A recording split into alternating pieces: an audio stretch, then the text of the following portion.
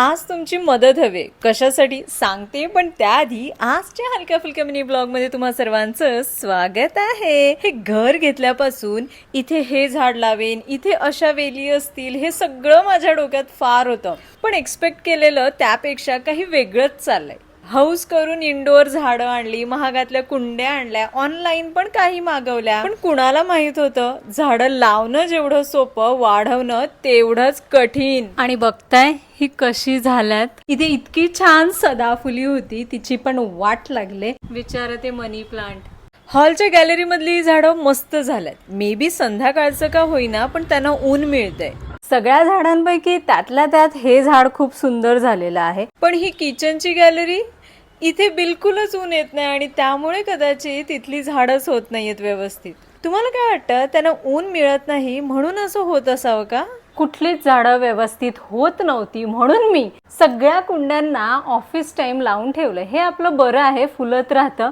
आता ही आपली तुळस, पण त्याच्यात तुळस होतच नाही.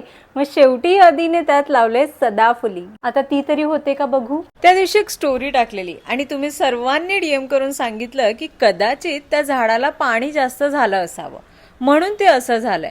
पण बघायला गेलं तर खूपच क्वचित असं पाणी आम्ही या इंडोर झाडांना टाकतो. बाहेरच्या झाडांना तर टाकत असतो, पण माहिती नाही का ती तशीच होत आहेत. आणि अनफॉर्च्युनेटली त्या स्टोरीमध्ये जी मी झाडं दाखवलेली ती दोन्हीही झाडं मेली. सो त्या कुंड्यांना मी आता ही ऑफिस टाइम झाडं लावून टाकल्यात. सो त्या दिवशी मी हे एक वर्मी कंपोस्ट सारखं आणलंय. आता ते आपण थोडंसं झाडांना टाकून बघू कशी काय ग्रोथ होते. तर मी एक ऑर्गॅनिक खत आणलेलं आहे. तुम्ही सर्वांनी पण मला बरंच काही काही वेगवेगळ्या गोष्टी रेकमेंड केलेल्या झाडांसाठीच. त्यातला हा माझा पहिला प्रयोग आहे. आता बघू कसं काय होतंय ते.